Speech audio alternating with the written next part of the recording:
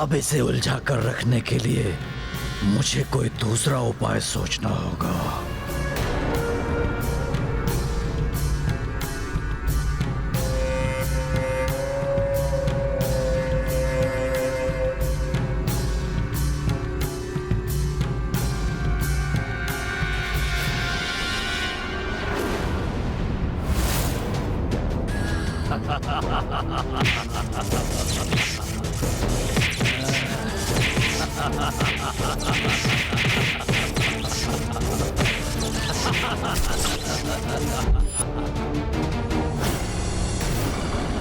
कितने भी वार करो, कुछ नहीं कर पाओगे तुम। मेरा कवच मेरी रक्षा करता रहेगा।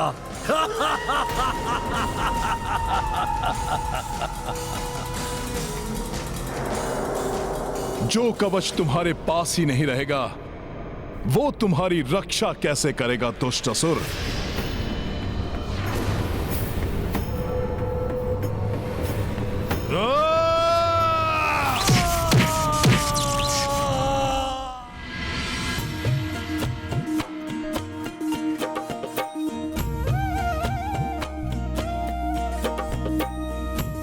हे काग, ये काग बलि पिंड मैं आपको प्रस्तुत करता हूं। कृपया करके इसे स्वीकार कीजिए।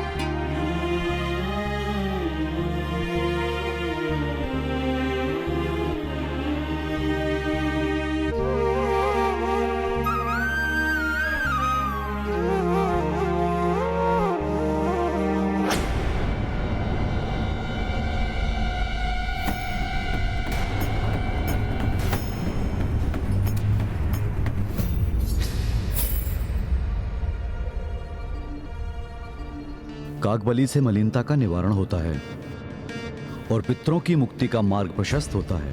कागबली यदि अस्वीकार हो जाए तो पिंडदान अपूर्ण रह जाता है। इसलिए कागबली के अस्वीकार करने से क्रिया पूर्ण नहीं होती। हमारे पास समय भी शेष नहीं है। यदि आज ये कार्य समय रहते पूर्ण न हुआ तो पिंडदान के लिए हमें 1 वर्ष की प्रतीक्षा करनी होगी।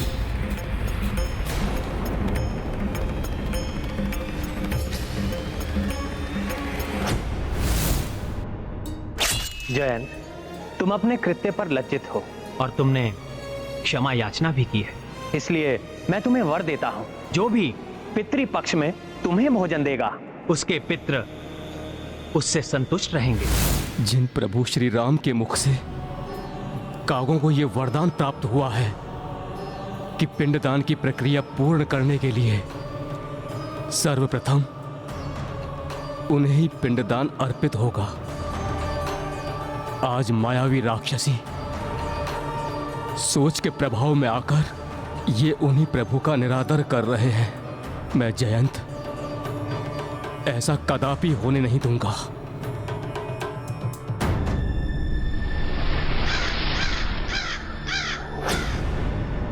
तुमने धर्म को अत्यंत ही दुर्बल समझ लिया है असुर। तुम कितनी भी चेष्टा कर लो असुर, धर्म को विफल करना इतना सरल नहीं है। धर्म अपने पंख फैलाकर जहां आवश्यकता होती है वहां स्वतः पहुंच जाता है। ये काग रूप धारण कर कौन चला आ रहा है यहां? रोको उसे।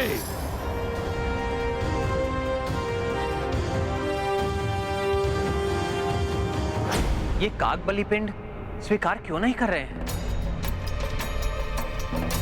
किसकी प्रतीक्षा कर रहे हैं? ये कुछ तो है जो उचित नहीं है।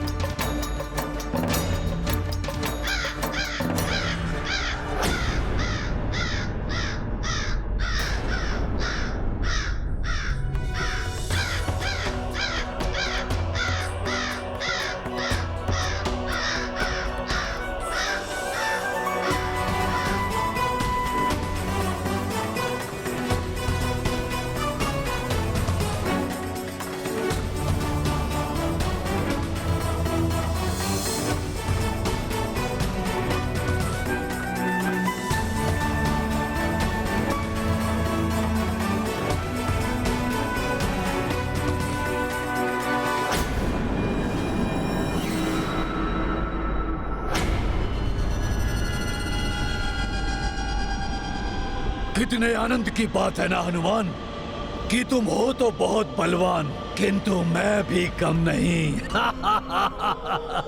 परंतु अब अधिक समय तक तुम सुरक्षित नहीं रहोगे असुर।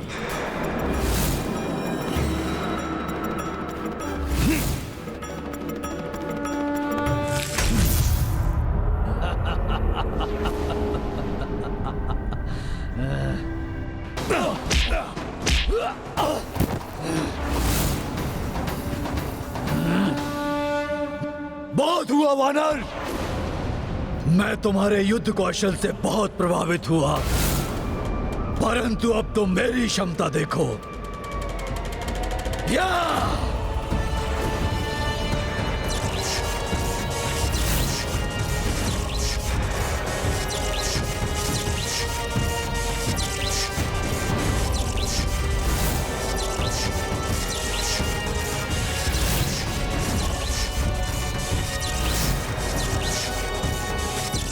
मारकाट, मेरे इस मुष्टि प्रहार को अब नहीं रोक सकोगे तुम।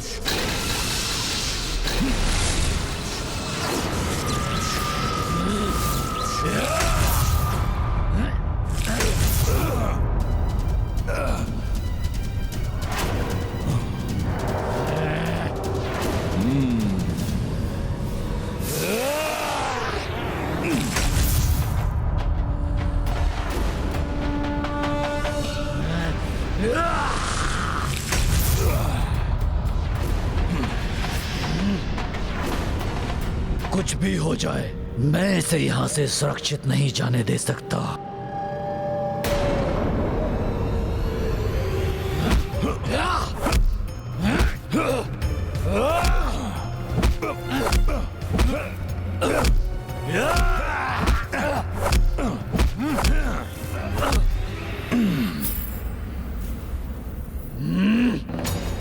मैं इस पर कैसा भी प्रहार करूं, ये अपने कवच से उसे रोक लेगा। मुझे इसे किसी युक्ति से ही मिटाना होगा।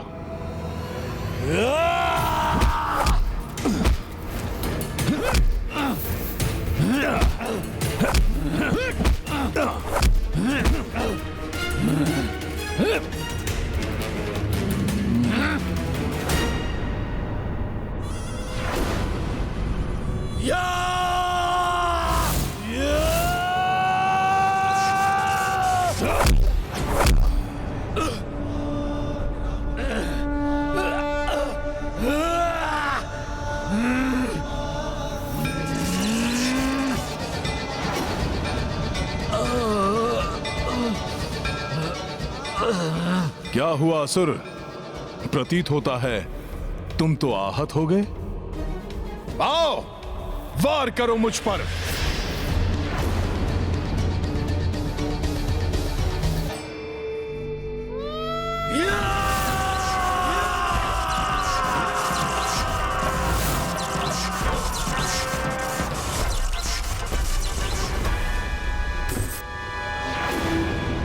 मरकट, मैं तुम्हें ऐसा आघात दूंगा जो तुम सोच भी नहीं सकते।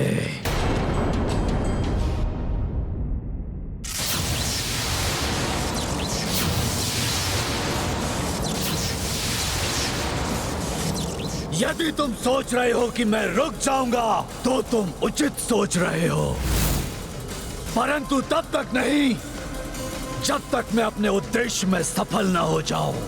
तब तो तुम कभी नहीं थम सकोगे, क्योंकि तुम्हारा उद्देश्य कभी सफल नहीं होगा। स्वामी और अन्य सभी को लौटने में इतना विलंब क्यों हो रहा है?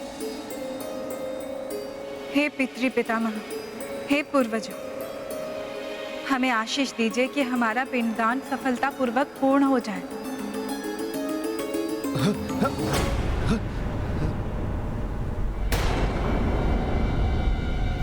ये कैसा भूकंपन?